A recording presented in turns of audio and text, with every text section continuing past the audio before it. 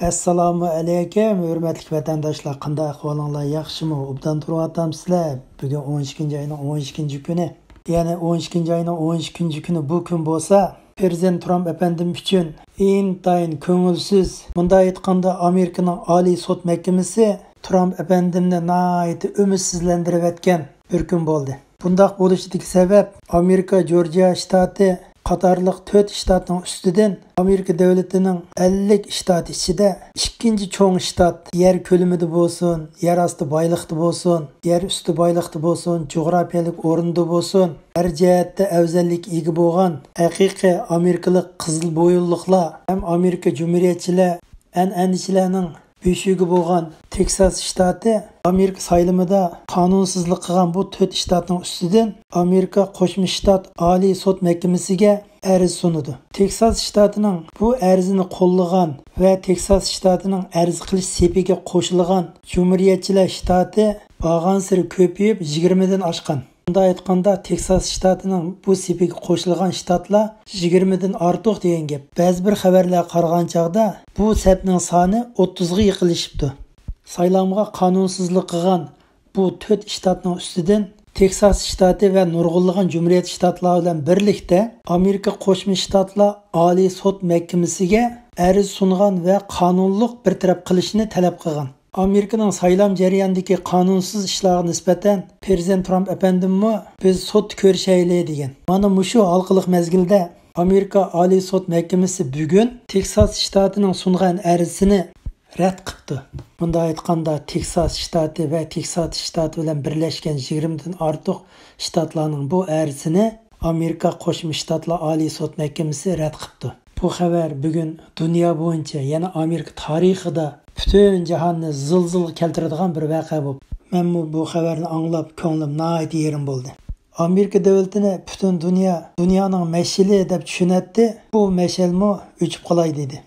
Amerika Oliy sud mahkamasi nima uchun bundaq hukm chiqardi?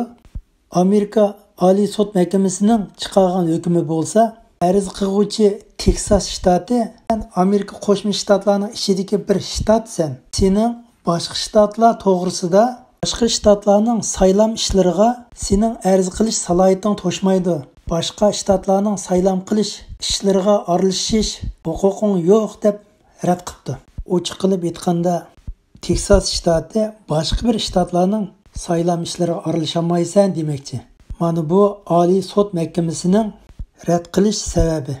Endi Texas shtatining arz qilish sababi bo'lsa, boshqa shtatlar Amerika saylimida qonunsizlik qiladi ekan. Ammo biz Texas shtati Amerika saylimini qonun bo'yicha Amerika asos qonunini hurmat qilgan shaklda elib bordi ekanmiz. Demak, biz qonunga bo'ysunamiz. Ammo boshqa shtatlar Amerika qonuniga xiloflik qildi. Amerika qonunini hurmat qilmadi. Amerika qonunini hurmat qilmaganning o'zi bizning Amerika qonunini hurmat qilayotgan manfaatimizga ziyon soldi deydi ekan. Buningga misol keltirsak, bir sinf o'quvchilaridan imtihon ilayotgan jarayonda imtihonning belgilangan vaqti to'shqanda, imtihon vaqti to'shdi deb qo'ng'iroq chalganda, butun o'quvchilar qog'oz qalamini shu joyda qo'yib imtihon maydonidan chiqib ketadi. Ammo 4 o'quvchi imtihon maydonidan chiqib ketmay, kitob daftarlaridagi savollarni ko'chirib yozavergan gap. Natijada imtihonni ko'chirgan odamning nomeri eshib ketadi. Imtihon tuzumiga bo'ysungan o'quvchilarning manfaatiga tuzumga bo'ysunmagan o'quvchilar ziyon soldi degan gap. Imtihon oluvchi o'qituvchi sen bu 4 imtihon beruvchi o'quvchining ishlariga aralashamaysan desa to'g'ri bo'lamdi. Gap mana mushu. Amerikaning saylimi butun Amerikaliklarga o'xshash. Biz Texas shtati saylam jarayonida Amerikaning qonuniga bo'ysundik. Ammo bu 4 shtat bo'lsa, Amerika qonuniga bo'ysunmadi. Amerika qonuniga bo'ysunmagan shtat biz Texas shtatining manfaatiga og'ir ziyon soldi demoqchi. Ammo Oliy sud mahkamasining chiqargan hukmi bo'lsa, hech qanday tushuntirish bermay, sen Texas shtati boshqa shtatlarning saylam ishiga aralashmaysan degan bano bilan rad qildi. Oliy sud mahkamasi yana ochiq qilib aytganda, hech kimga yomon bo'lmaydigan shaklda haqiqiy dalil isboting bo'lsa arz qil, bo'lmasa bizni avar qilma debdi. Oliy sud mahkamasida 9 oliy sudchi bo'lib, Texas shtatining arzini qabul qilib qarab chiqqan mezgilda 7 oliy sotchi rad qilish qarorini beribdi. 2 oliy sotchi qo'llash qarorini beribdi. Bunda aytganda 2 ga qarshi 7 ovoz bilan Teksas shtatining arzi rad qilinibdi. Bo'libmi hozirgi vaziyatda Trump efendimning ovozini butun medialar cheklayotgan mezgilda Trump efendim va uningki qo'llovchilari Amerikaning qonuniy yo'l orqali qonun organiga arz qilgan chaqda arzini qabul qilgan qonun organlari sening bu arzlaring to'liq emas, shunlashqa mundaq dalil isbotlarni to'liqlashing kerak deb shartlarni qo'ygan bo'lsa, Trump efendim va uning qo'llovchilari haqiqiy dalil isbotlarni ko'rsatib berolmasa, u chaqda prezident Trump efendim haqiqiy qonun yo'l bilan yengilgan bo'ladi. Boshqa arz qiluvchilarni qabul qilgan bo'ladi. Lekin Oliy sud mahkamasi bundaq fursatni prezident Trump efendimga bermadi. Teksas shtatining arzini to'g'ri deb qaragan 2 oliy sudchisi, birisining ismi Thomas efendi, yana birisining ismi Alito efendi ekan. Bu 2 sudchi haqiqatni qo'llashda tavranmabdi. Ammo qiziqarli bo'lgan yeri, prezident Trump efendim o'zi nomzod qilib ko'rsatgan 3 oliy sudchi prezident Trump efendimga qarshi ovoz beribdi. Ularning birisi bo'lsa sudchi Guzach efendi, yana bir sudchi Kavino efendi. Üçüncüsü bo'lsa bosh sudchi Barrett xonim. Bu 3 sudchi eng bo'lmi deganda Teksas shtatining arzini materiallaringlar to'liq emas deb qaytargan bo'lsa, u chaqda kishilar qabul qila oladi ekan. Bu 3 bosh sudchiga prezident Trump efendimni qo'llayotgan butun xalq og'zini ochib qopti. Amerika davlatining bosh sud organidagi sudchilar bo'lsa, oliy sud o'rniga xizmatga kirgan kundan boshlab bir umr sud organida ishlaydi ekan. Saylam yo'q, maoshi yuqori, xalq ichidagi o'rnimi yuqori. Mana mushundaq imtiyozlarga erishib turib, bu sudchilarmi setilib ketganmidi deb qaraydi ekan. Amerika Federatsiya Oliy sud mahkamasining rad qilgan qaroriga nisbatan Teksas shtati darhol inkos qaytarib, ya'ni Teksas shtatining Cumhuriyetchilar partiyasining bosh raisi Allen West efendim mundaq javob beribdi. Amerika Oliy sud mahkamasining chiqargan qaroridan biz shuni o'yga oldikki, Amerika davlatining asosiy qonuniga xiloflik ishni qilsak bo'laverdi ekan. Hamda buning mas'uliyatimi surishti qilinmaydi ekan debdi.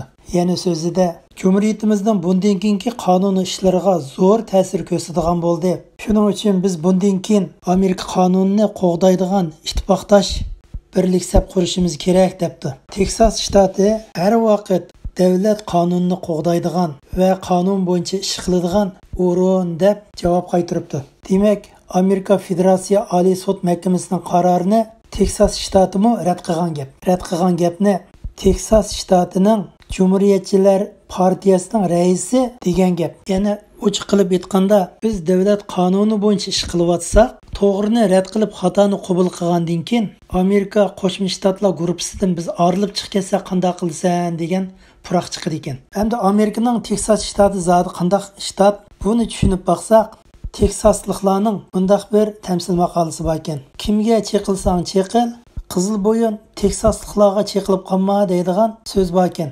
Teksasliklarning bayrog'idimi yolg'iz bir tal yulduz bor ekan.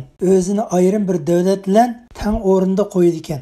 Teksas shtatining nopus soni bo'lsin, yer ko'lami bo'lsin, Amerikaning ikkinchi cho'ng o'rnini egallaydi ekan. Teksas shtatining neft zapasi mo'l bo'lib, Amerikaning 50 Qo'shma Shtatlari ichida ikkinchi boy o'rin bo'lib hisoblanadi ekan. Teksas shtati bo'lsa, Amerika davlatining 50 Qo'shma Shtatlari ichida har bir rayonlar shtat darajasi bilan Amerika Federatsiyasiga qo'shilgan vaqtida Teksas shtati aslida bir mustaqil davlat sifati bilan Amerika Qo'shma Shtatiga qo'shilgan ekan. 2009-yili Teksas shtatining shtat boshlig'i Perry efendi mundaq degan ekan: Teksas shtati bo'lsa o'zgacha bir yer. 1845-yili biz Amerika Federatsiyasiga qo'shilgan vaqtimizda muhim bir shartni asos qilib turib, Amerika Federatsiyasiga qo'shilgan. Bu shart bo'lsa, Teksas shtatining xalqi Amerika Qo'shma Shtatini xohlamay qolsa, Amerika Federatsiyasidan bo'linib chiqib ketish sharti bilan qo'shilgan debdi. Shunga Amerika hukumatı bo'libmi Washingtondagi bir turkum odamlar diqqat qilmasa bo'lmaydi ekan. Agar Washingtondagi bir turkum odamlar har xil siyosiy o'yin o'ynab, quyruq ko'rsatib o'pib sotadigan ishlarni qilsa, oqibat qandoq bo'lganligini hech kim tasavvur qilolmaydi ekan. Amerika Teksas shtatining tarixi bo'lsa, urush bilan to'lgan tarix ekan. Teksas shtatini tarixda İspaniyaliklar mustamlik qilib olgan ekan. Yana bir qismini fransuzlar mustamlik qilib olgan ekan. Keyingi vaqtida Meksikaliklar egallayapti. 1835-yilga kelgan vaqtida Teksasdagi Amerikaliklar 30 mingdan eshibdi. 1835-yili Meksikaning prezidenti Santa Anna degan prezident Teksas shtatiga bo'lgan harbiy boshqarishni kuchaytirib 1824-yildagi nurg'un kelishimlarga xiloflik qildi. Shuning bilan Teksas shtatidagi yerli xalq bilan Meksika hukumati bilan bo'lgan to'qinish bag'ansiri keskinlashib, oxirida keskin urush bo'ldi. 1836-yili Teksas shtati mustaqillikni jakolabdi. Teksas shtati mustaqil bo'lgandan keyin Meksika davlati e'tirof qilmasimi, lekin Amerika davlati, Fransiya davlati, Gollandiya davlati, Belgiya davlati qatorliq davlatlar mustaqilligini e'tirof qildi.